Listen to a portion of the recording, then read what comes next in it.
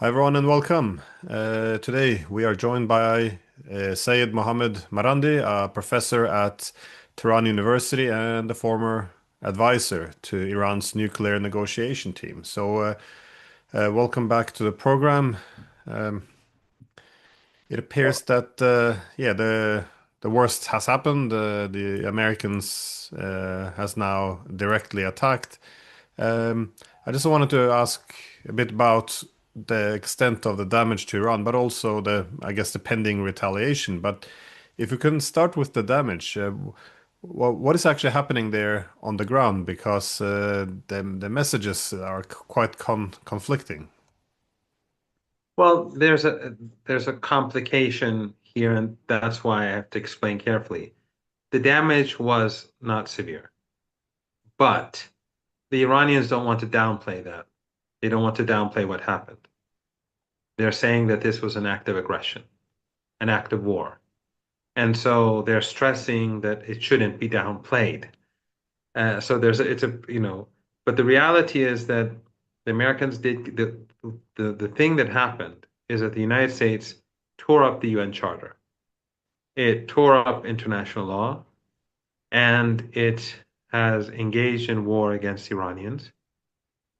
And that is something that they will have to deal with, and they will have to face the consequences. And there will be Iranian retaliation. So the amount of damage is not relevant at all. They have waged war. They've carried out war. They're just like Netanyahu. My understanding is, well, since it's too early, I don't want to go into details because there may be some things, there's some information missing, and which so I need more time to figure out everything. But in any case, for I think for the Iranians, the issue that is important is that the war against the Israeli regime will continue. Iran will continue to punish the regime. We saw this morning the Iranians carried out heavy missile strikes. And 24 hours a day, the Iranians are carrying out drone strikes, and many of those drones are hitting their targets. And they're also emptying air defenses. And the Iranians are not going to halt their nuclear enrichment program under any circumstances. In addition to that, I can say that Iran, although they haven't decided, but we are moving closer to Iran leaving the NPT. So, if only to protect Iran's assets, Iran should, from now on, uh, rethink its cooperation with NPT so that the United States and others would not know what Iran is doing, so that they cannot kill people or destroy assets. Again, even though what the United States did today was not of great uh, significance in the sense that there wasn't much damage, there wasn't extensive damage, but they carried out an act of war. And that is what's important to the Iranians. So it will have global consequences because the UN Charter no longer has any value. It will have military consequences because Iran will retaliate, and it will have um, um, consequences for the International Atomic Energy Agency because in future Iran is going to think differently about how it cooperates and what sort of information, if any, should be given to bodies that are controlled by the United States. As I'm sure you know, the International Atomic Energy Agency's Board of Governors is a political body. It's not a technical body. And I did a deep seek search, and 17 of the members, DeepSeek isn't always right, neither are any of the other AI um, uh, apps, but 17 of the 35 member states are European and North American. And then Korea and Japan are also permanent members. That gives the West a very clear majority on all issues. And so when the IAEA is used as a tool for Western domination and Western hegemony and to justify aggression, then I think that there are going to be serious discussions in Tehran about our future relationship with this body. So what the United States has done is um, is going to have major consequences.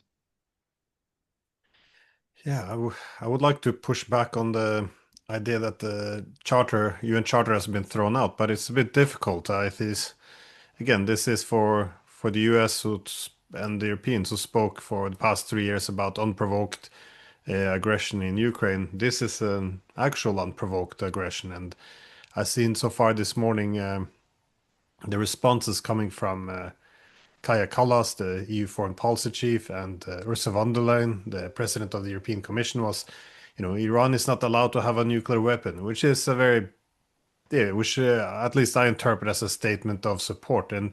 But this is the only thing they have to lean into, it seems. That is, well, Iran can't have a nuclear weapon, and Israel has a right to defend itself. It's such a strange argument to make when when their own intelligence services recognize there is no nuclear weapons program, and it was a surprise attack. I mean, this is yeah, I don't, beyond what's being done to Iran and the non-proliferation treaty, I don't think people appreciate necessarily what's being done to international law. This you can't really go back to what it was anymore. But you did mention the Iran might pull out of the non-proliferation treaty as a consequence. Would this be simply as seeing as a way of yeah, not wanting the inspections, given that the IAEA hands over information, or would it be perhaps also to develop a nuclear weapons as a as a deterrent against future attacks? I can't speak on behalf of the government, but I think that without a doubt, the questions that are being raised in Iran is that the IAEA, which acts as an agent for the West, obtains information and passes it on to Iran's adversaries so that they can bomb the country. And then, as you pointed out, Western leaders and politicians and officials justified and say Israel has the right to defend itself. So the Israelis can slaughter people, destroy countries, carry out war, and it's all self-defense. Anything that the Israeli regime does, whether it's massacring children, as we saw this morning, there was another major massacre, it's all self-defense. The Europeans, Americans have created this dystopian world where words mean nothing anymore. They just play with words, and the meaning of words is what they choose for them to mean at that particular moment. And that's why I'm saying that um, the UN Charter has been thrown out the window. Now, I understand why you say that that may be not completely the case, but I think that under the circumstances that we live in, it's clear that the UN Charter is not going to be anything that stops an aggression or anything that stops war or slaughter or genocide. And we've been seeing that for at least the last 20, 21 months. But I think for Iran, the most important thing right now is that it will have to retaliate. I don't know if Iran will leave the NPT now, but I think that uh, it is being pushed in that direction. It may happen. I don't know. I'm not a decision maker, but it may happen. But if it doesn't, I'm sure that the argument for leaving the NPT is growing stronger. And I think Iran is going to continue to hammer the Israeli regime until the regime becomes exhausted. And it's clear that it's losing. If it wasn't losing, they wouldn't be so uh, keen on and insistent on the Americans entering the war in which they did last night. So, this is not going to change the equation to the benefit of the Israelis. It just further unifies the the Iranians. It creates greater concern across the global South about the fact that the United States has gone rogue, just like its Zionist allies in Tel Aviv, and that the Europeans are actors that will obediently follow the Americans, no matter what atrocities they carry out, no matter what violations they carry out. This is not good news for the West. I don't think anyone in the West should be celebrating. Fox News can celebrate all they want, but I think that it's clear that this is going to harm the United States more than anyone else. Yeah, this is the problem of peacetime alliances. One of the challenges is that the loyalty to military blocs is elevated above international law, even though countries do recognize that unraveling it will have severe consequences.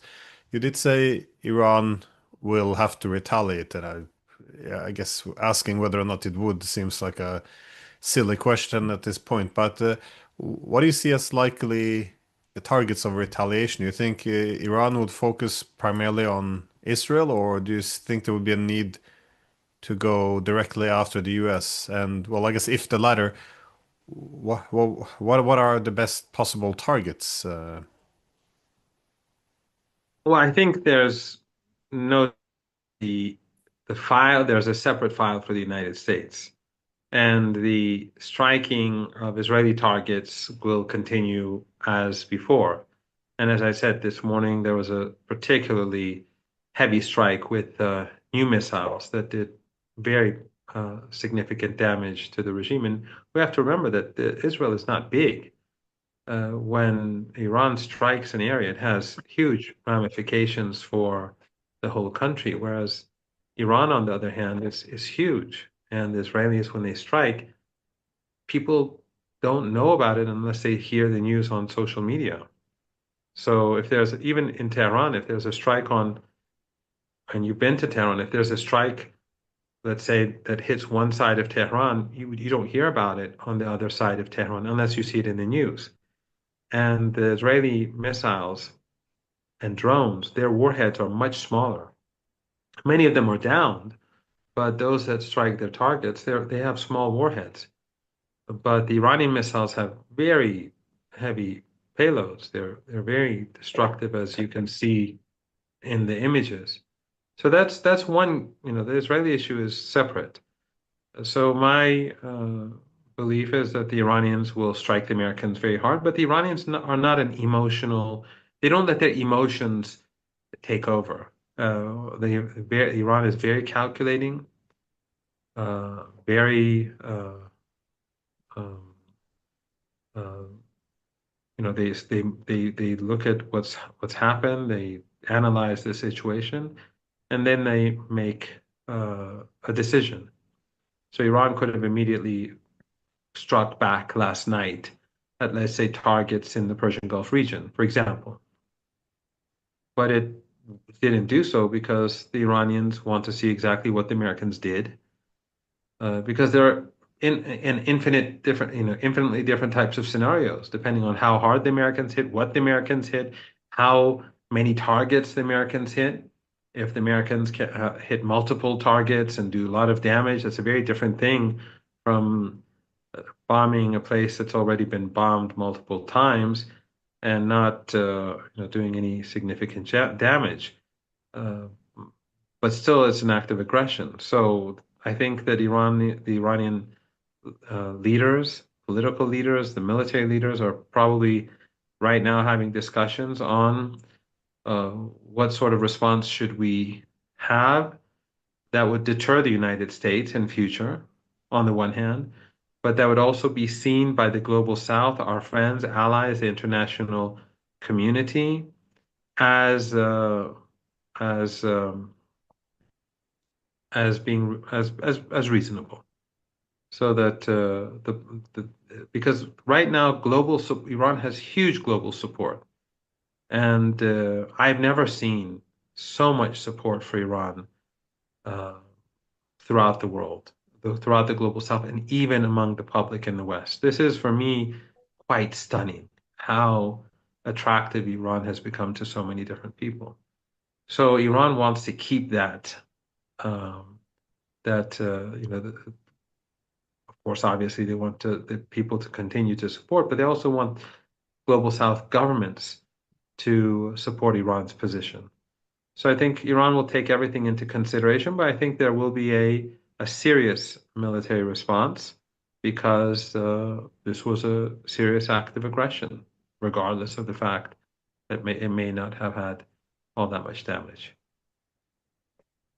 Yeah, it's I was thinking the same that Iran's response will have to be measured or calculated based on well to be somewhat symmetrical of the damages inflicted on it because as you said uh, the winning the hearts and minds I guess of the not just the global south but the entire world has to be balanced with the need to restore a deterrent. But uh, yeah, because I think yeah, I see the same after 2 years of almost 2 years of genocide, and of course this surprise attack during negotiations. I think a lot of this has built a lot of sympathies towards Iran, which it wouldn't want to squander. But but does this impact also the kind of targets? For example, would Iran be more hesitant to strike U.S. bases in Gulf states? Worried that that could ruin relations there, or even bring Gulf states directly into a war, or I guess were the relations ruined when they let their territories be used against Iran? Well, these states in the Persian Gulf, they are not strong enough to enter any war. They are helpless, and they are not dependent on their own people because they're family dictatorships across the board. And so they're completely vulnerable. So if Iran, for whatever reason, strikes, they're not in a position to do anything about it. And Iran does see all of them as complicit because all of them have U.S. bases, and um, they all are complicit in what the United States has been doing in Gaza and in Yemen, in Qatar, for example, and the Emirates and Bahrain. They are and their bases have been used to help the bombing campaign in Yemen, for example. That's just one example. But these bases have also been used for Gaza. So they're completely bound to the West. None of them want war because they know that if there is war between Iran and the United States, all of these family regimes will be swept away. Nothing will be left.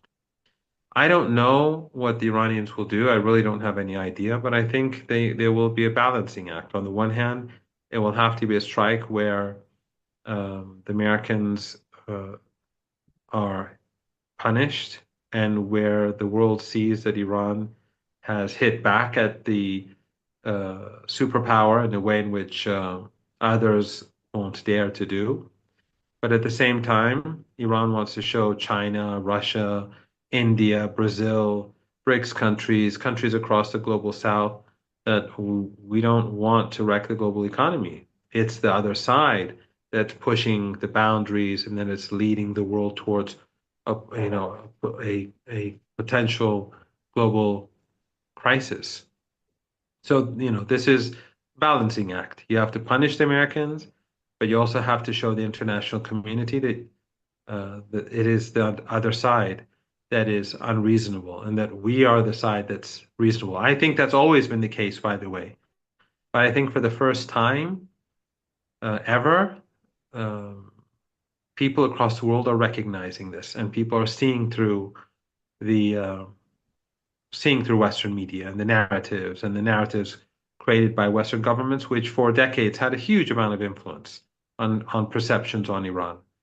But that has changed, I think, and Iran wants to use this opportunity to further marginalize the United States, further marginalize the West, further marginalize the Israeli regime, to show them to be the irresponsible and rogue regimes that they are, and that they are the ones who are putting the global economy at risk, and that Iran is the side that will hit back hard to punish and to create um, to force the Americans um, to be to take into consideration the the how should I put it, the consequences of their aggression, and for the Americans to think twice before carrying out aggression again, while at the same time showing that the problem is the Americans.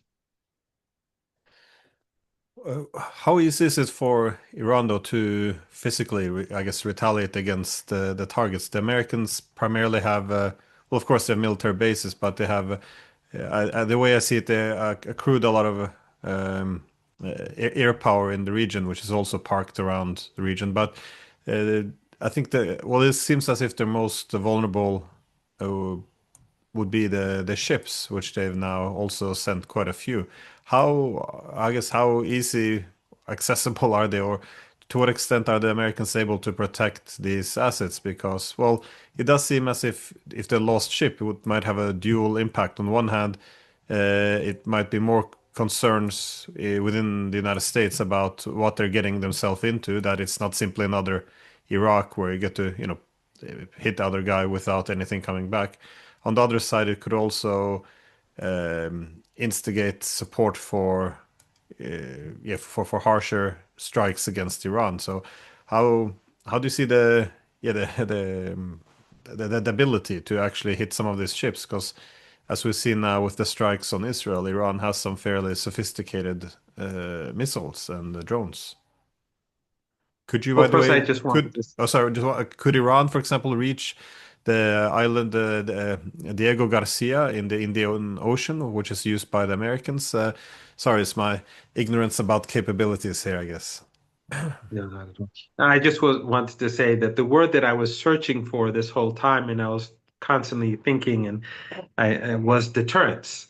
That Iran wanted to, on the one hand, has to create deterrence by striking the United States, by punishing the United States, but it also simultaneously wants to keep the international community on its side, international sympathy on its side, and to reinforce uh, the, the fact, or the belief that everyone has across the global South, that the United States is the aggressor.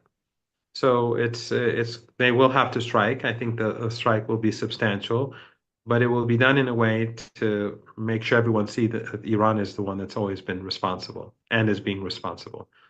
But Iran can strike Diego Garcia.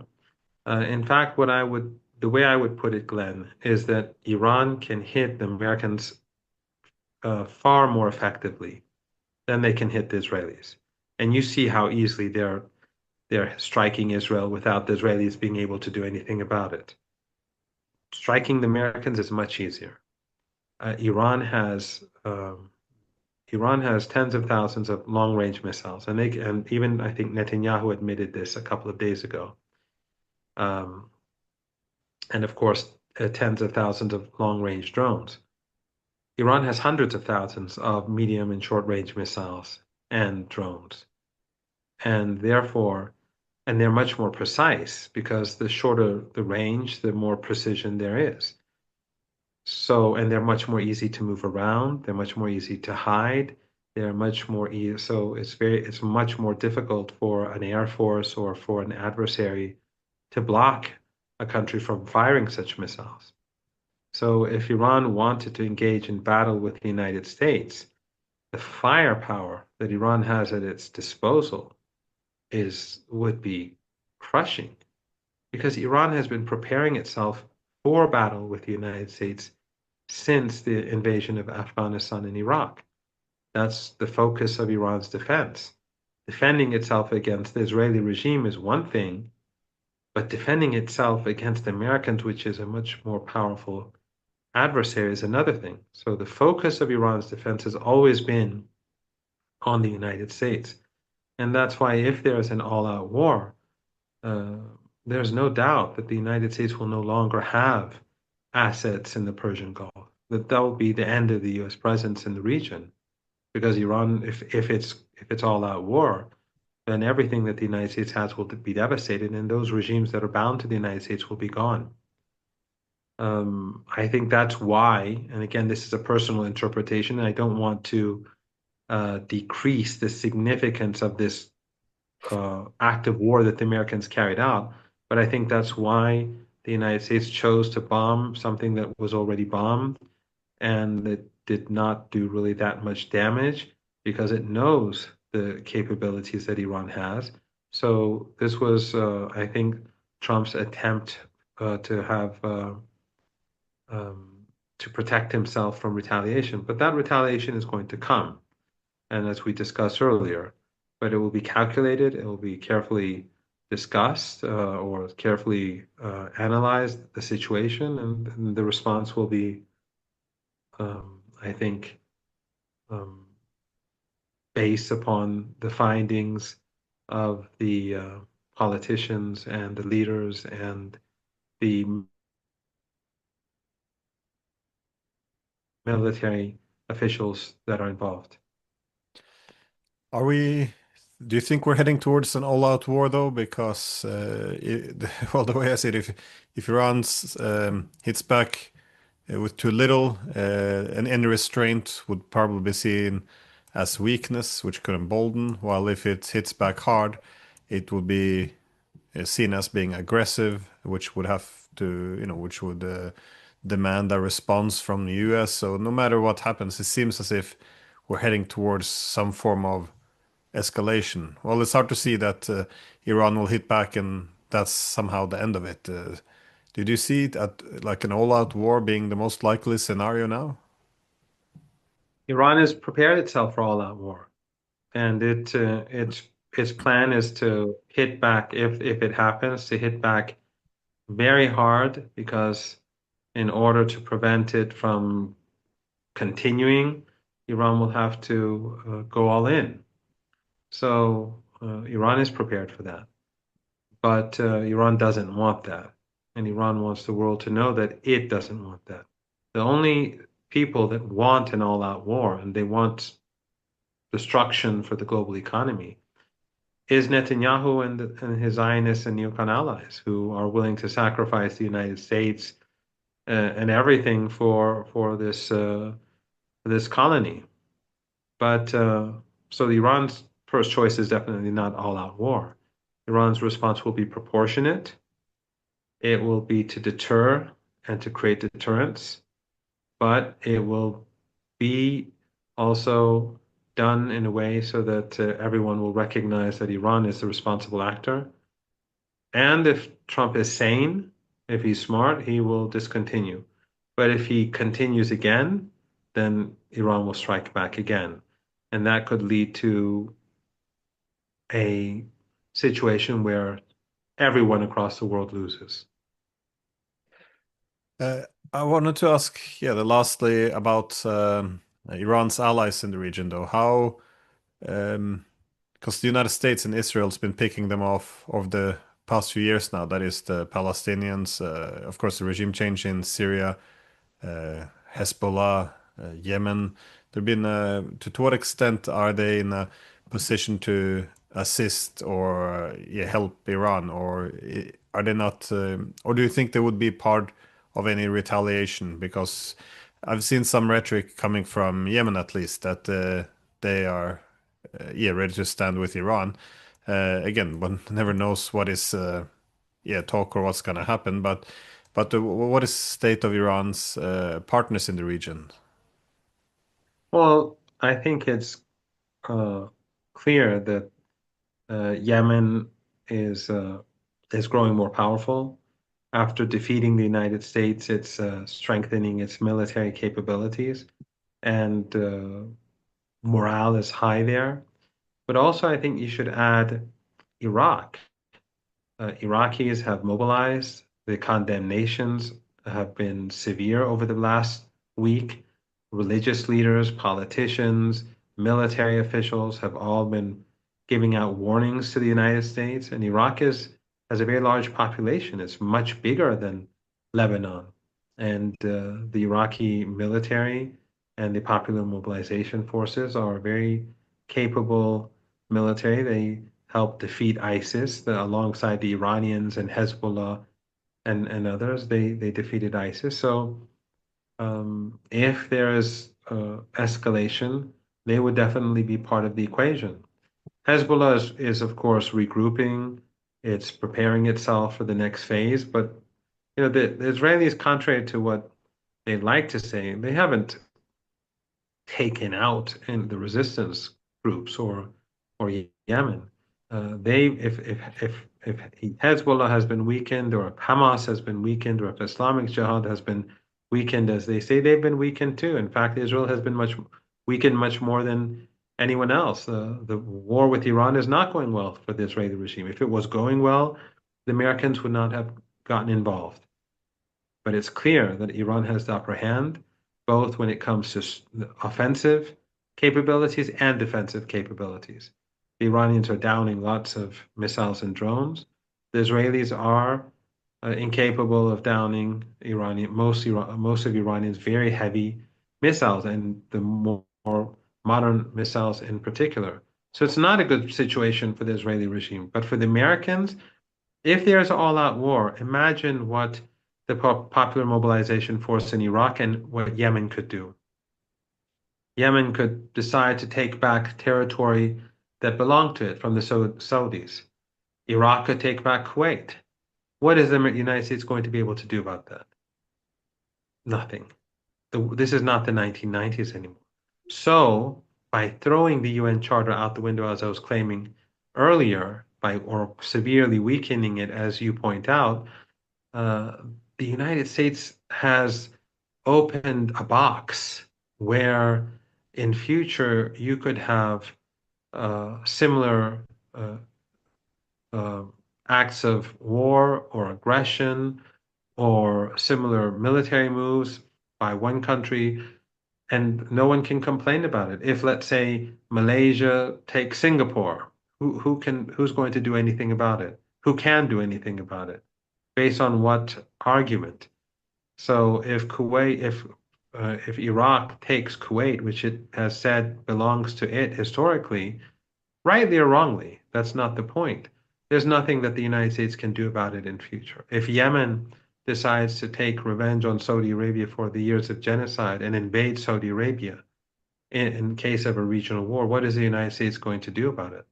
The United States already has more than enough on its hands in its confrontation with Iran. And of course, Iran's military capabilities, as I said earlier, in the Persian Gulf region are extraordinary. So, you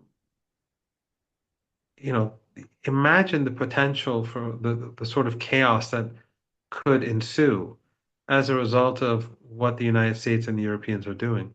It would be devastating for the world.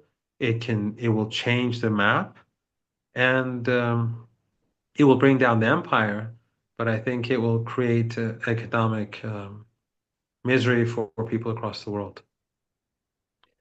I guess all the different ways this could yeah, escalate, drag in other parts of the region and indeed wider world.